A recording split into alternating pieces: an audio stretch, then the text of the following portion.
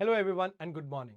My name is Vivek Sharma and today we're going to discuss about the most important issues of the day. First article global warming से related है कि भाई क्यों India में आपको warming slower देखने को मिल रही है as compare to the rest of the world. तो इसके बारे में हम डिस्कस करेंगे एंड कुछ चीज़ों के बारे में और समझेंगे। फिर हजार्डियस वेस्ट से रिलेटेड ये आर्टिकल है, इसको आप यूनियन कार्बाइड जो फैक्ट्री थी उससे जो भोपाल गैस ट्रेजेडी हुई थी 1984 में, उससे जो वेस्ट जनरेट हुआ था उसके रिगार्ड में हम डिस्कस करेंगे। देन इंडिया बांग्लादेश डिस्प्यूट के बारे में हम डिस्कस करेंगे एंड लास्ट में हम बात करेंगे शाही स्नान की। तो आइए एक एक करके इन सभी आर्टिकल्स को समझते हैं। सबसे पहले जो इंपॉर्टेंट टर्म है वो है क्लाइमेट चेंज, जो आपको समझनी चाहिए। क्लाइमेट चेंज का मतलब होता है जब आपकी लॉन्ग टर्म एटमॉस्फेरिक कंडीशन के अंदर चेंजेस आ रहे हो। अब एटमॉस्फेरिक कंडीशन का मतलब यहां पर क्या है? देखो, एटमॉस्फेरिक कंडीशन का मतलब है चाहे आपके प्रेशर बेल्ट्स की बात हो, चाहे आपके टेम्परेचर की बात हो, चाहे ह्यूमिडिटी की बात हो, इन सब में जब आपको वेरिएशन देखने को मिलता है या किसी एक में भी, उसे क्लाइमेट चेंज कहा जा सकता है। बट वर्ल्ड में अभी जो डिस्कशन चल रही है वो क्लाइमेट चेंज के बारे में नहीं बल्कि ग्लोबल वार्मिंग के बारे में चल रही है।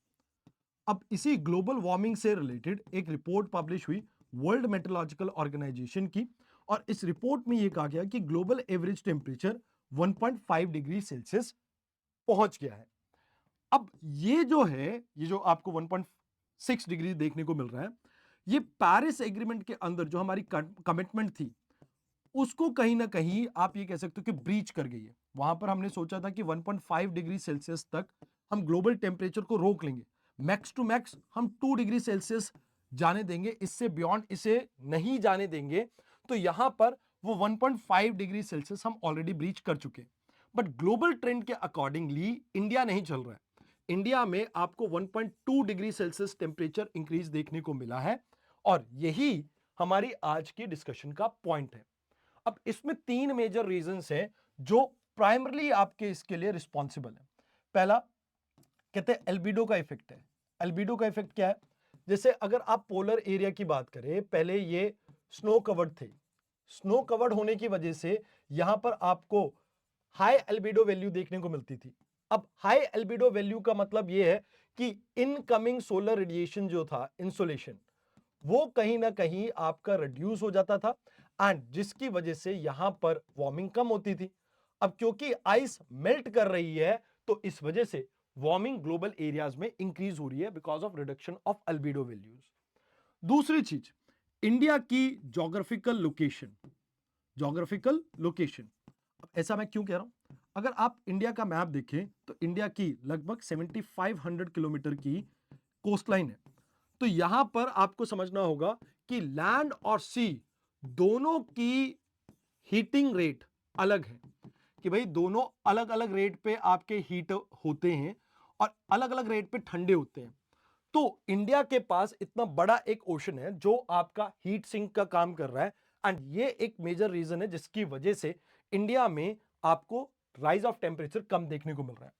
तीसरा एक ब्लेसिंग इन डिस्गाइज है, एरोसोल पार्टिकल की अगर हम बात करें, ऑल्दो ये पोल्यूशन क्रिएट करते हैं, हेल्थ कॉन्सिक्वेंसेस जनरेट करते हैं, बट ये पर्टिकुलेट मैटर जो हम बात कर रहे हैं, ये इनकमिंग सोलर रेडिएशन यानी इंसोलेशन को रिफ्लेक्ट करते हैं, जिसकी वजह से अर्थ के ऊपर हीटिंग रिड्यूस होती है, सनलाइट नीचे पहुंच नहीं पाती है लैंड तक, और ये भी एक मेजर रीजन बन जाता है जिसकी वजह से ओवरऑल आपको इंडिया की हीटिंग कम देखने को मिल रही है। बट कुछ बातें ये भी हैं, ये भी सच है कि इंडिया स्पेसिफिक जो स्टडीज कंडक्ट हो रही है वो इफेक्टिव नहीं है। अगर आप देखें ग्लोबल लेवल पे आपकी जो हीटिंग है उसको मेजर कर जा रहा है land and sea, both the cases में। बट इंडिया में जो इंडियन मेट्रोलॉजिकल डिपार्टमेंट जो स्टडी कंडक्ट कर रहा है वो सिर्फ लैंड के कंटेक्स्ट में ही कर रहा है। In addition to this, world में जो हम कैलकुलेट कर रहे हैं, जितना भी आप ये कह सकते हो कि ये चेंजेस, इसको कहीं ना कहीं बेसलाइन लिया गया है आपका 1850 के आसपास। बट 1850 और 1900 के बीच में इंडिया के अंदर इतनी ज्यादा साइंटिफिक डेवलपमेंट नहीं हुई थी, तो वो डाटा हमारे पास नहीं है। हाँ, डेफिनेटली 1901 के बाद का हमारे पास डाटा है, तो हम कंपैरेटिवली उसके अकॉर्डिंगली एनालिसिस यहां पर कंडक्ट कर रहे हैं। तो वो भी कहीं ना कहीं जो बेस ईयर है उसका फर्क भी यहां पर आपको देखने को मिल सकता है। इवन जो डाटा कलेक्शन का मेथड है उसमें भी आपको कुछ फॉल्ट देखने को मिल रहा है, उससे भी ये प्रॉब्लम हो सकती है। अब देखो, इंडिया के कंटेक्स्ट में बात की जाए तो इस पूरे क्लाइमेट चेंज का बहुत सीवियर इंपैक्ट पड़ेगा जो नेचुरल डिजास्टर्स है उसके ऊपर। जैसे एक्सट्रीम वेदर इवेंट्स, चाहे आप साइक्लोन की बात करें, चाहे आप मॉनसून रेन्स की बात करें, या फ्लैश फ्लड्स की बात करें, या आप क्लाउड बर्स्ट की बात करें, तो ये सभी आपके फ्रिक्वेंट हो जाएंगे। मोर ओवर, इंडिया के अंदर अलग अलग एरिया में अलग अलग इंपैक्ट देखने को मिलेंगे आपको क्लाइमेट चेंज के। स्पेसिफिकली अगर हम बात करें, जैसे हिमालय एरिया में इंपैक्ट अलग होगा, ग्लेशियर लेक आउटबर्स्ट फ्लड होंगे, वेयर एज कोस्टल एरिया में कोस्टल इरोजन आपका इंक्रीज करेगा, हो सकता है कोस्टल फ्लडिंग आपको देखने को मिले, तो वो दोनों में इंपैक्ट अलग है। तो यहां पर कहीं ना कहीं हमें उस चीज को भी कहीं ना कहीं ध्यान में रखना चाहिए। तो कहा जाता है कि देखो, पोटेंशियल जो इंपैक्ट है वो मॉनसून के ऊपर आपको देखने को मिल सकता है, जिससे हीट वेव्स इंक्रीज कर सकती हैं, आपकी वाटर की शॉर्टेज कहीं ना कहीं इंक्रीज करेगी, और स्टॉर्म सर्ज और सी लेवल राइज, ये सब प्रॉब्लम्स आपको देखने को मिलेंगी। और हिमालयन एरिया में ग्लेशियर्स की मेल्टिंग इंक्रीज होगी, जिससे ग्लेशियर लेक आउटबर्स्ट फ्लड आपके इंक्रीज होंगे। अब कहा जाता है कि देखो, आपको सबसे पहले इंडिया के स्पेसिफिक कुछ स्टडी कंडक्ट करने की जरूरत है। क्यों? क्योंकि इंडिया में आपके इंपैक्ट हर एरिया में अलग हैं। तो यहां पर इंडिया ने इसी चीज के लिए climate change impact assessment start की थी 2020 में। इसके अलावा हमें कहीं ना कहीं अपने वेदर ऑब्जर्वेशन को भी एक्सपैंड करने की जरूरत है। और इसी के लिए आप देखिए, रीसेंट टाइम में गवर्नमेंट ऑफ इंडिया ने मिशन मॉनसून को भी लॉन्च किया। तो इस इनिशिएटिव में भी हम इंडिया की वेदर और क्लाइमेट मॉनिटरिंग कैपेबिलिटीज को इनहांस कर रहे हैं। अब अगर ये इनहांस होंगी तो इससे हमारी ऑब्जर्वेशन इंक्रीज होगी, और इससे हम एक प्रॉपर प्लान क्रिएट कर पाएंगे ताकि हम मिटिगेट कर सके क्लाइमेट चेंज से रिलेटेड प्रॉब्लम्स को। तो this was the first article that we have to discuss. Now second article का कंटेक्स्ट आपका 1974 से, सॉरी 74 नहीं, 84। 1984 में क्या हुआ था, एक्चुअल में यूनियन कार्बाइड फैक्ट्री में एक धमाका होता है, जहां पर एमआईसी सॉरी, इस केमिकल को यूज किया जाता था, जिसका नाम है मिथाइल आइसोसाइनाइड। ये एक गैस है जो कि यूज की जाती है आपकी पेस्टिसाइड्स की प्रोडक्शन में, बट ये बहुत ज्यादा वॉलेटाइल है, जो कि हीट और गैस को रिलीज करती है, जिसकी वजह से रेस्पिरेटरी डिजीज, लंग्स के ऊपर impact, birth defect and even neurological disorders भी आपको देखने को मिल सकते हैं। तो ये एक ऐसा केमिकल है जिसकी वजह से तकरीबन 3800 लोगों की जान गई थी उस समय, ये सरकारी आंकड़ा है। अब इसके इंपैक्ट तो हमें पता लगे, बट अभी क्या हो रहा है, देखो, जब ये हादसा हुआ था उसके बाद से अभी तक ये जो आपका वेस्ट है इसको स्टोर करके वहीं पर भोपाल गैस एरिया में रखा गया।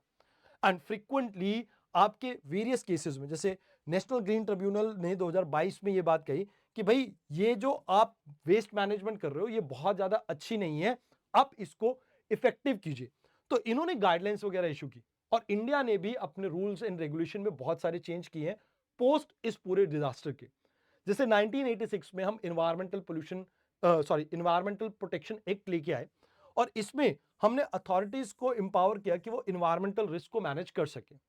इन एडिशन टू दिस, हमने अपनी पब्लिक लायबिलिटी इंश्योरेंस एक्ट को भी अमेंड किया 1991 में, जहां पर एक्सीडेंट में कोई भी विक्टिम, अगर कोई भी उसको प्रॉब्लम आती है तो उसको कंपनसेशन देने की हमने बात की। इसके अलावा सुप्रीम कोर्ट ने भी MC Mehta versus union of India case में ये बात साफ साफ की कि भाई, अगर कोई हजार्डियस केमिकल इंडस्ट्री यूज कर रही है तो इंडस्ट्रीज की लायबिलिटी आपकी ज्यादा रहेगी यहां पे। तो अब ये बात हुई कि इंडिया के लीगल डोमेन में क्या एग्जिस्ट करता है। अब हमें प्रीलिम्स पॉइंट ऑफ व्यू से ये पता होना चाहिए कि इसमें क्या क्या केमिकल्स होते हैं आपके इस एमआईसी में। तो मिथाइल आइसोसाइनाइड में तो क्रोमियम, लेड, मैग्नीज, निकल, जिंक, कैडमियम, मर्क्यूरी, इसके अलावा क्लोराइड, फ्लोराइड, ब्रोमाइड, आपके halogens, carbon, hydrocarbons, and even आपको इसमें बहुत सारे और भी टॉक्सिक केमिकल्स देखने को मिलते हैं, जैसे नेप्थेनॉल, आपका कुछ रेजिडुअल गैसेस भी यहां पर देखने को मिलते हैं, जैसे डायोक्सिन्स आपको देखने को मिलते हैं, फुरान आपको देखने को मिल जाती है। तो ये केमिकल्स कहीं ना कहीं हेल्थ डैमेज करते हैं, बट सिर्फ हेल्थ डैमेज नहीं। अगर आप देखिए, जैसे बारिश होगी, इस वेस्ट में से पानी निकलेगा, वो जाके एक्वाफायर को या वाटर बॉडीज को भी पोल्यूट करता है, जिससे ना केवल एक्वेटिक इकोसिस्टम के ऊपर इंपैक्ट पड़ता है बल्कि ड्रिंकिंग वाटर के भी क्राइसिस जनरेट होते हैं, प्लस सॉइल में भी ये पोल्यूशन करता है। तो अप्रोक्सीमेटली अगर आप देखें तो हमारे पास 11 लाख टन की तो सॉइल कंटामिनेशन ही था इस वेस्ट में।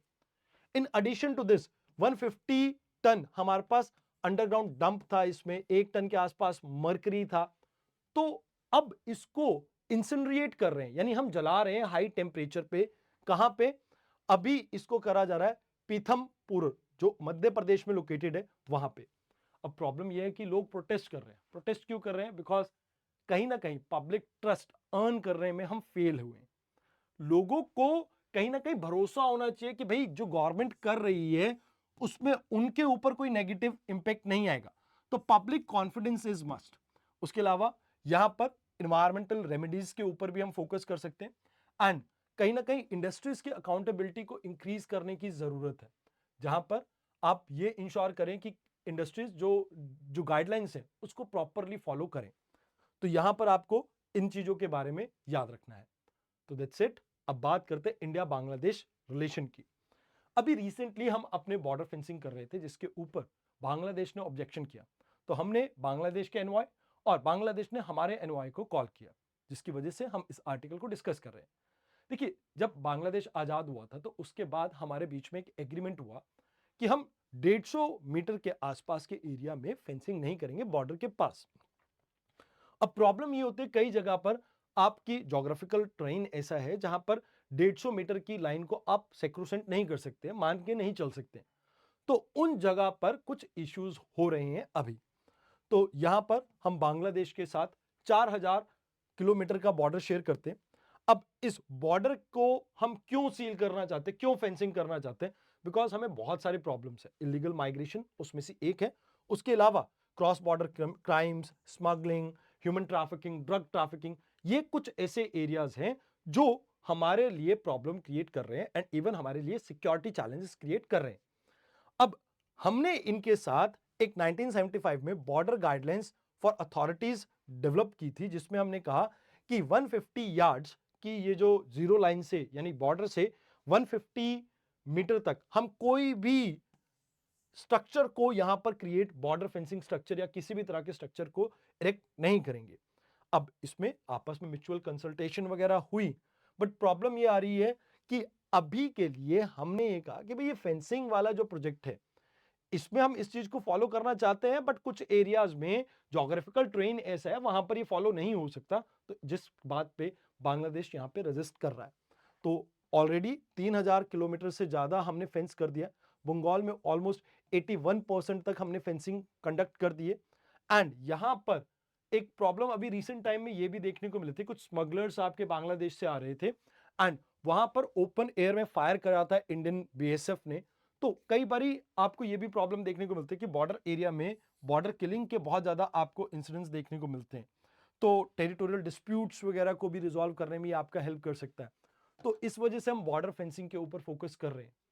अब इंडिया के बॉर्डर्स की बात की जाए तो हम पाकिस्तान के साथ 3323 किलोमीटर का बॉर्डर शेयर करते हैं। Line of actual control basically हमारा एक बेसिक एरिया है जहां पर हमने आज की डेट में इंटीग्रेटेड सर्वेलेंस टेक्नोलॉजी को डिप्लॉय कर रखा है। म्यांमार के साथ 1643 किलोमीटर का हमारा बॉर्डर है, बट इनके साथ सबसे बड़ी प्रॉब्लम हमारे को कहीं ना कहीं ट्रैफिकिंग की है, पाकिस्तान के साथ टेररिज्म की है।